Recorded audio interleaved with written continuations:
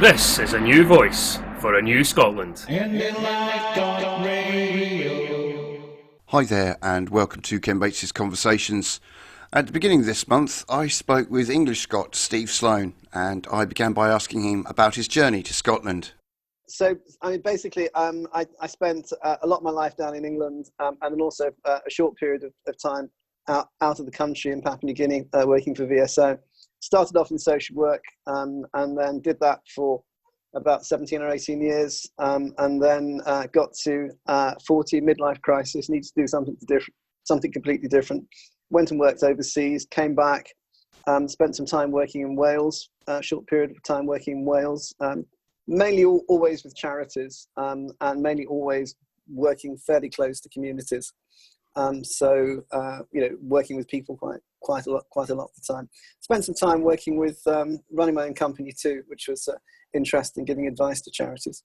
And that kind of led to coming to Scotland because it was a natural follow on. So you came to Scotland because had you visited the country before? Had you been here? Oh, many times. I think I've been holidaying in Scotland for about 40 years before I actually came up here 15 years ago. It was something that we always wanted to do. Never actually got to the point where I could find the job that worked. And then out of the blue, the job found me because I was quite happily doing something completely different, running my own company. And I ended up getting headhunted for a job up in Scotland. So Scotland came looking for me rather than the other way around in the end. So it worked out quite well. So obviously you've been, visited the country on a number of occasions, and you sort of moved here. Did it? Was there any surprises? What did you find when you first came to Scotland to live?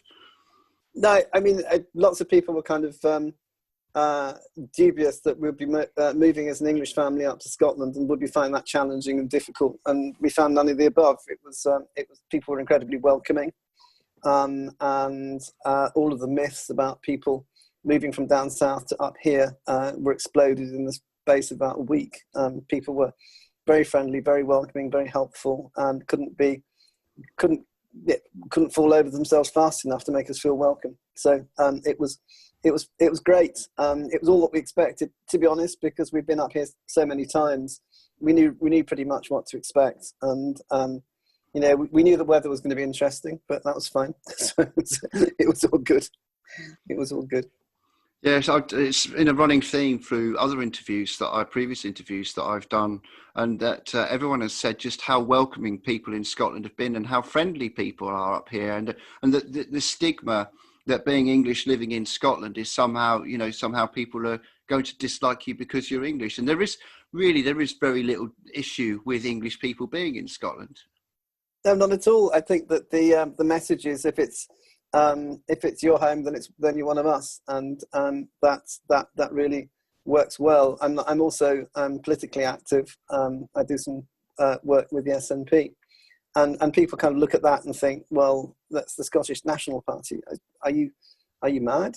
How does that work for you? You're English. And when I point out that we have French, Dutch, Italian, American, Jamaican, Welsh, Northern Irish Scots within the party, and also within Scotland, the way in which you're treated is you are an English Scot, and that works for me.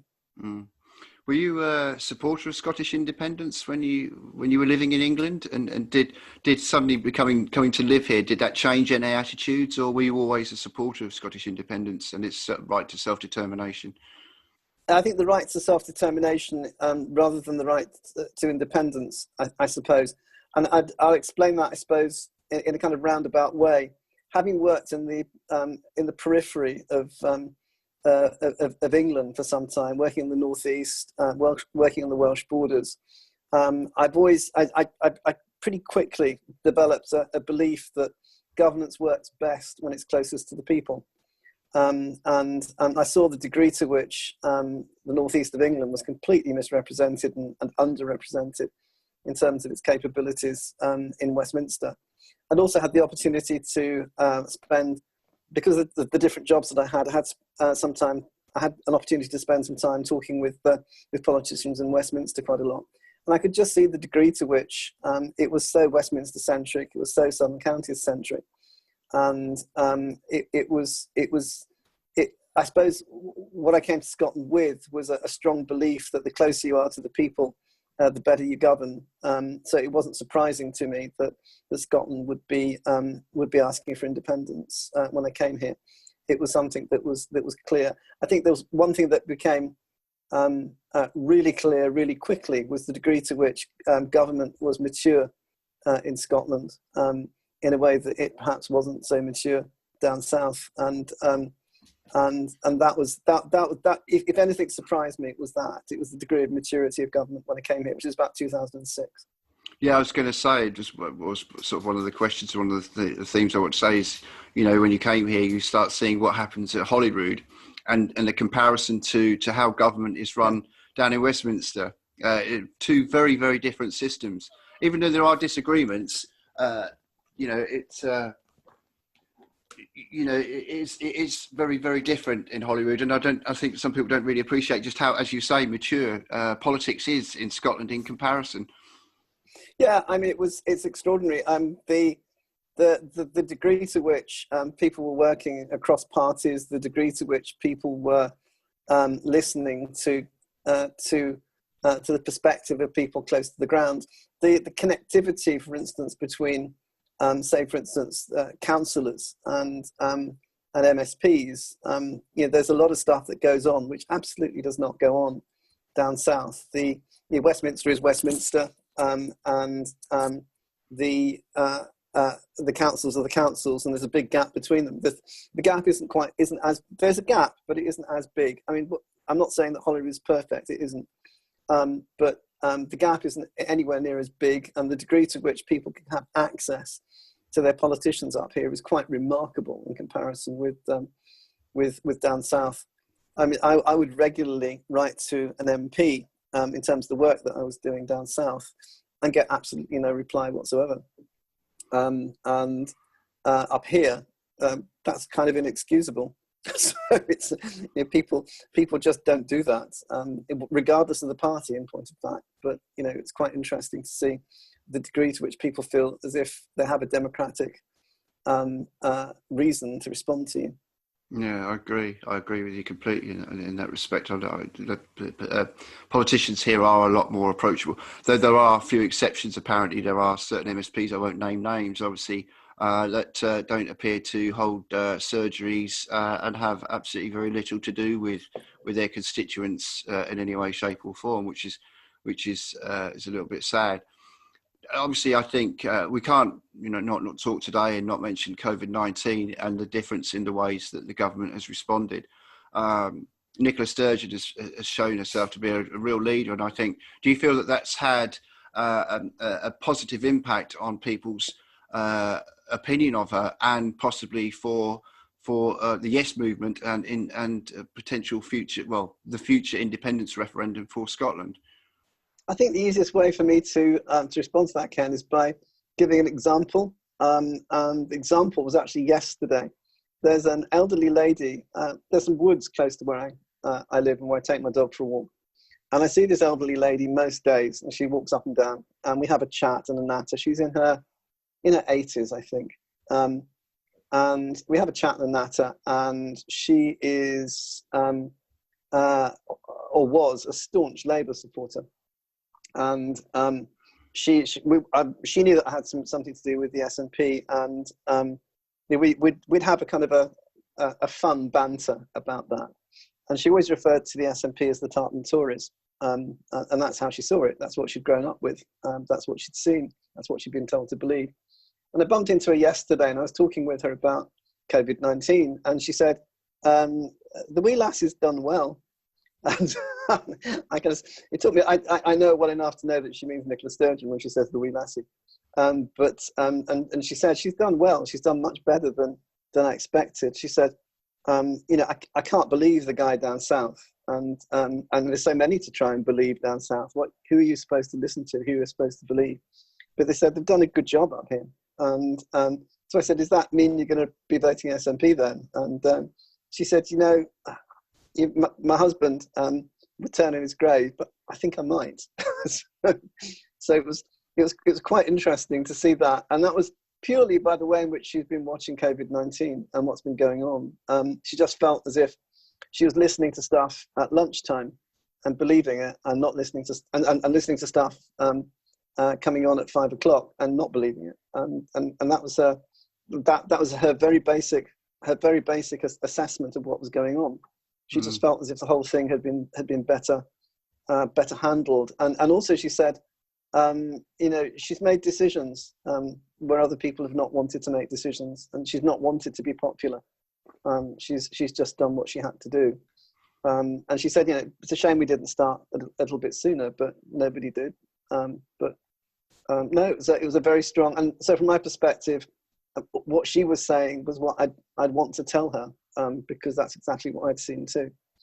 A much more approach than a much more mature approach than the one down south.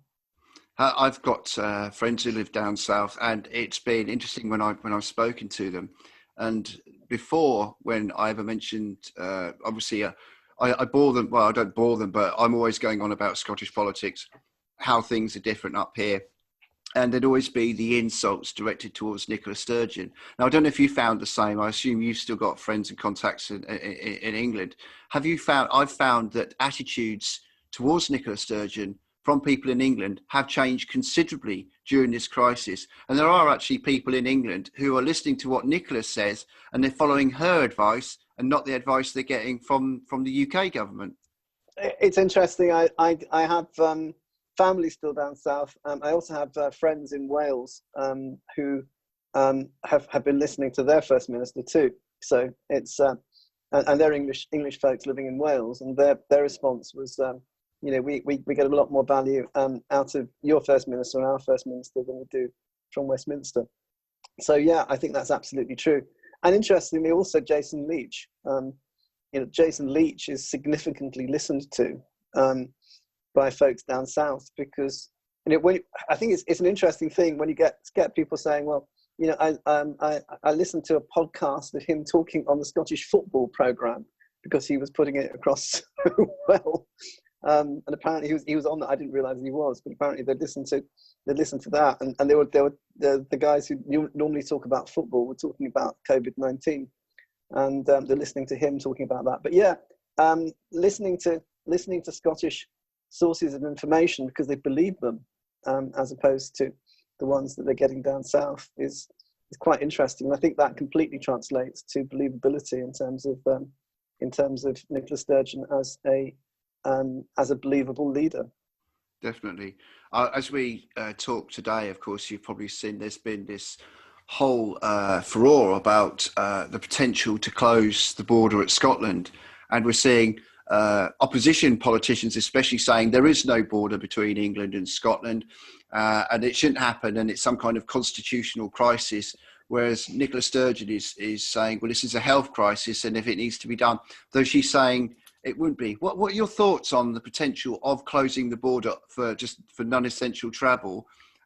Do you think it's a good thing? Because obviously you've got the tourism industry, they're up in arms and they're screaming, look, if we don't get the tourists, we're going to go out of business.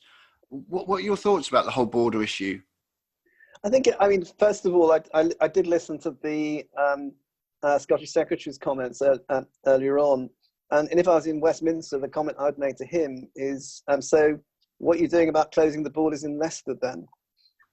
Because they're going to be talking, apparently I saw earlier on, they're talking about 36 different parts of England where they may be closing down for lockdown. In a sense, it's no different. It's about health. That's what it's about. And if Scotland has the possibility, maybe not, if not uniquely, I think Northern Ireland probably has the same opportunity too. But if it has the opportunity to wipe out the disease in this part of these isles that we live in, then why shouldn't we go for that? I have to say that where I live, which is in the southwest of Scotland, people are very, very concerned about the notion that folks might be coming over the border and bringing the disease with them, because we haven't had much disease up here at all. And it's interesting. I think people have to be balanced and mature about it. If we're trying to protect health, it's not about saying no, we don't want to see English folks in Scotland. It's about protecting folks' health as they would want to protect their health down there. And if non-essential travel has to be stopped for a bit, then I think people have to be mature and sensible about it. The issue is about tourism and tourism industries that would suffer as a result of that. But I think there's a good reason to look at how we invest in that and how we take a different approach to supporting tourism rather than putting health at risk. I mean, on top of COVID-19, of course, with Brexit, I think, is it today was the deadline that a deal has to be agreed? And if that's not agreed, it was yesterday, actually. Was it yesterday? Was it? Okay. I think so. I'm not sure. I think it was at the end of. Are we in July? We're in July now. It's 1st of July. We're in July. We're in July now. I think it ended at the end of June. I have to say, my days have vanished during COVID-19. I think the entire week has kind of like disappeared. I've run out of what day is what. It's very strange. And I don't think it's dementia. So I think we're right. I think for many people, one day has merged into another, and it's every day is pretty much the same. Really, exactly. The only difference is what's on the TV at the time, and even then, that's not been clear because the programs have been all up in the air and everything else like that. I think there's a serious danger. I think there's a serious danger of COVID-19 and Brexit coming together in an unholy mess at the end of this year, because you have to ask yourself, will there be a second surge?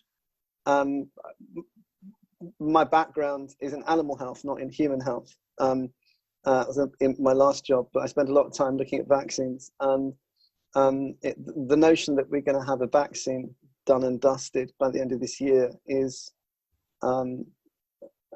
really quite grim. I don't think that's going to happen. So we're going to see potentially a second wave of disease and Brexit coming together at the same time. And it's going to be very interesting if they do close down these 36 different areas of England. They're basically not saying they're going to close down England. They're just saying they're going to close it down bit by bit. And at the end of the day, what we're going to see is an economy that is, I think, in danger of rupturing, quite frankly, if they put Brexit in with that as well. A lot of this, of course, is helping the independence cause. We're seeing percentages rise slowly, even before any campaign has started. Yeah. Now, there is the campaign. People are obviously campaigning for another independence referendum and for independence for Scotland.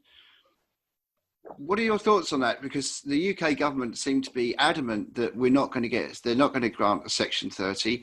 They're not going to allow us to have a referendum. Do you think there's this talk about the Plan B? What are your thoughts about how do you think the UK government will give in the end and will grant Scotland a Section 30 so that there could be what could be considered, as far as the UK government can, a legally binding referendum? I couldn't begin to predict what the politicians in Westminster would do from one day to the next. What is absolutely impossible on Monday is enacted in law on Thursday. So I really don't know. I think it very much depends upon what they think at the moment in terms of who's in government. I think it depends on what the Daily Mail and what the Daily Telegraph think. And if at the end of the day they are feeling that Scotland is a draw on English finances, then they might feel that it's time to go. I just couldn't possibly predict what they're going to do, because what we've seen over the last few weeks is a government making absolutely firm commitments to do something and then doing something completely different. What I know is that we've got probably the weakest Secretary of State for Scotland in the history of the post. I know him, he's my local MP, and he's astonishingly weak.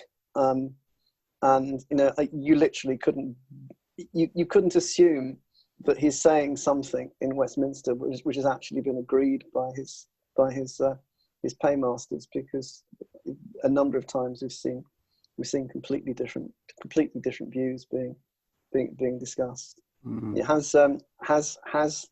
Has the Secretary of State had conversations with Dominic Cummings in connection with this?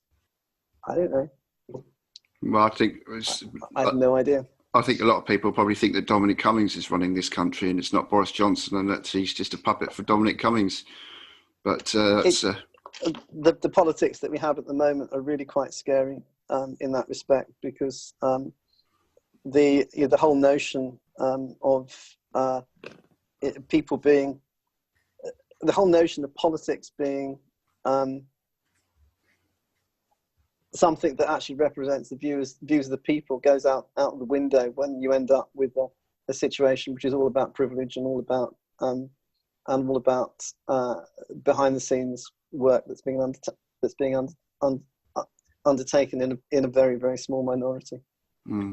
So that worries me. But I suppose, like, I started off having this conversation by saying, yeah, I'm interested in seeing government that's closer to the people. At the moment, government is actually going further and further away from the people, and that's not just here. It's also down in England. I also get a lot of comments from folks in England saying, you know, what's happening to our government? It seems we voted for one thing and we're getting something completely different. Isn't that often the case with the Westminster government? You get lots of promises and things that are said, and then it never seems to often come to fruition. I don't think I've ever seen a turnaround so quickly from. I've been around a while, so I can say this from the perspective of a few decades. I don't think I've ever seen a turnaround so quickly from people who said they voted in one direction and are saying that they're regretting doing it now. It's been quite remarkable. One of my close friends, who is, we talk about politics because it amuses us, but he is completely different from me. He absolutely doesn't believe in independence. He absolutely doesn't believe in the SNP. He absolutely doesn't believes in basically right-wing politics. He believes that Brexit is absolutely right. I had a conversation with him 2 weeks ago. He has no clue as to what he wants to do or as to who he would vote for. He said, I couldn't vote for any of them. I feel as though I've been completely let down. In the last 6 months, I have been completely let down. I voted for one thing and I'm getting something completely different. When the independence referendum happens, and I believe that it will happen at some point, and there will be campaigning and it will make a difference. Do you think, because obviously I wasn't here, I wasn't in Scotland for the 2014 referendum. I had a very English perspective on it. I'd been visiting Ayrshire for like 20 odd years to visit my daughter, but you know, and there was often the attitudes about the subsidies, you know, that Scotland was really poor and that England was subsidising Scotland, and that, you know, if Scotland wants to go it alone, then it'll end up, you know, with no money and it'll be cap in hand to rejoin the union, etc. again. And there was a lot of propaganda, a lot of lies were told. You know, pensioners were told that they'd lose their pensions. Do you think that kind of propaganda machine next time in the next referendum, will that work again? Do you think they'll pull out all the same old stops, the promises of a federalism and et cetera, et cetera? Do you think that would work this time? I think that 100% they'll pull out all the stops. And I think that the problem is that for them is that it's much less likely to be believed this time round. I think there's a cogent argument in terms of finance, for instance, which they wasn't as well developed. I think that the problem in 2014 was that people misunderstood the degree to which that would be held onto by some people as a reason not to vote for independence. But I think there's a much more cogent argument for financial independence now than there was before. And some of the things that are just going to crop up. I mean, we're paying for nuclear weapons, we're paying for nuclear power, we're paying for HS2. Pull all of that lot together and you've got a budget over 20 years of around about 300 and something billion, of which we pay our 9 or 10%, whatever it is, into those things. None of those things have any relevance for us whatsoever. You know, take our funding out of that, and what could be put into hospitals? What can be put into schools? What could be put into the things that are being debated about, in fairness, by every party in Scotland? But we don't have the capability to put that investment in because we are tied into a vision of British exceptionalism, which has next to no meaning for us, and this includes a whole variety of different things that we don't Scotland doesn't believe in nuclear weapons. Scotland doesn't need nuclear power. Scotland doesn't need HS2. Why are we paying for them? I think those kind of arguments are going to come across much more strongly next time around. Yeah. Do you think we'll be once Scotland gains its independence?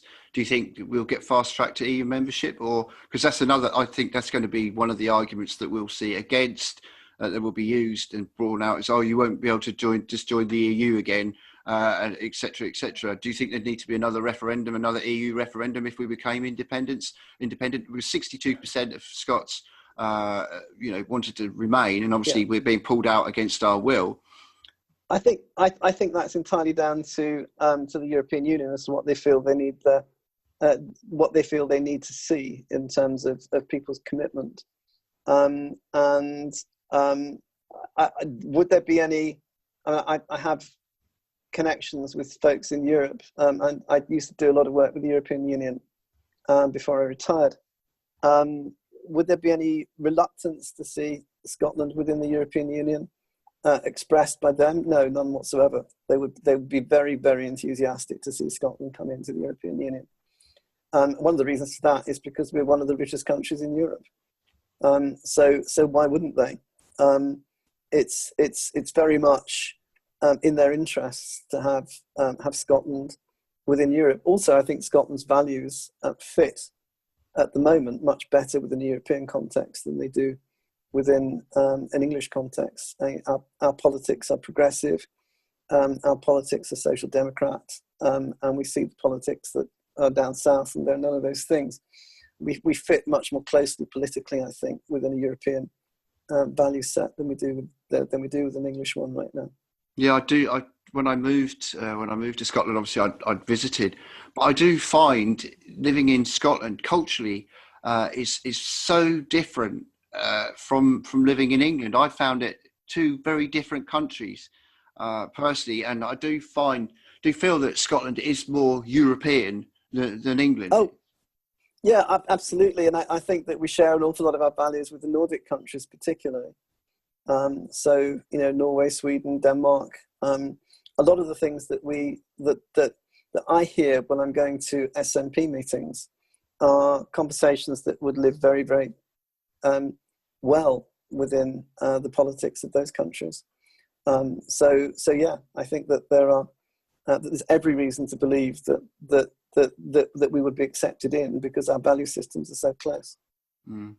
What do you think an independent Scotland will look like? Do you think it will be a very different country? And do you think we're going to need a hard border, for example? Because England, obviously, Westminster will kick off because once we gain independence, will they be saying rebuild Hadrian's Wall, even though, of course, Hadrian's Wall is well and truly in England? Well, right-wing politics likes building walls. So maybe Boris Johnson can have a conversation about this with Donald Trump. The only one thing I think is fairly sure is that we, like the Mexicans, probably won't want to pay for it. Do I see that happening? No. Will there be a hard border? I have no idea. I think that what we've seen over the last few years is a long dialogue about what the border would be like in Ireland, and what we've also seen is that the Conservative Party said that many things absolutely would not happen and could never happen and would never happen in connection with those things, and they're all happening. I live in Stranraer. The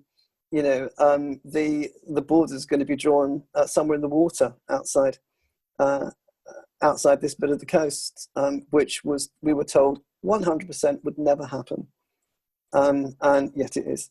So, and is it a hard border? No, it's not a hard border at all. Nor would there be a hard border, I think, with down south. I think that's just a piece of jingoistic flag waving that has no basis in fact. I think it would increase. Do you think that there'll be an increase in immigration to Scotland once we're independent? Because it's a far, as you say, a social democratic country. People are treated better. We've got our free prescriptions, the free higher education, and things are so different here. Obviously, a lot of people seem to think that in England they're paying for it. Absolutely. I think that's true. Some friends of ours recently emigrated to France to avoid Brexit. They would probably emigrate back to Scotland because they want to be a part of the European Union. I think there's a lot of people who want to be a part of the European Union who would move up. Yeah, I think it's going to be. It will be interesting to see what happens when it all. Was it 31st of December? Is it the end of December or is it end of January? That's me. It's the end of December. The end of December. Yeah, January the 1st. I'm concerned because it's going to be decimating to Scotland. Probably more so than people realise. I think. I don't know what your thoughts are on that. I think that a lot more of our economy relates to. We know that a lot of our economy relates to traffic down south, but an awful lot also relates to Europe too. And I think that the most important part about that is that what we'll see are restrictions coming in on some of our exports that will be really, really problematic. I have a friend who has a farm supplies business, not so far from here. It's a wonderful model. He gets his farm supplies produced in France, distributes them from Scotland, around Scotland, Ireland, but also parts of the European Union. It's actually administered by somebody many miles away. It's a virtual business, but the whole thing works like clockwork. It's absolutely fantastic. It's a really sensible thing, the way in which he's put it together. He just meets the needs of his customers. He hasn't got a clue as to how that's going to work after the 31st. No one's told him. But the likelihood is that he won't be able to get supplies easily, and the likelihood is that he won't be able to export easily. And that's a significant part of his business. He just literally has no clue as to what's going to happen because there's no guidance. There's nothing that's come out to tell him how that works. So we do have. I think we do have. It is likely that we will be more hit by that. But I think that in terms of independence, that will, I think, create more of a case than less of a case. I mean, the people who argued against us leaving the United Kingdom because we would come out of Europe de facto in 2014 can't make the same argument twice. That was a lie then, and it would be a lie now. Just a final question.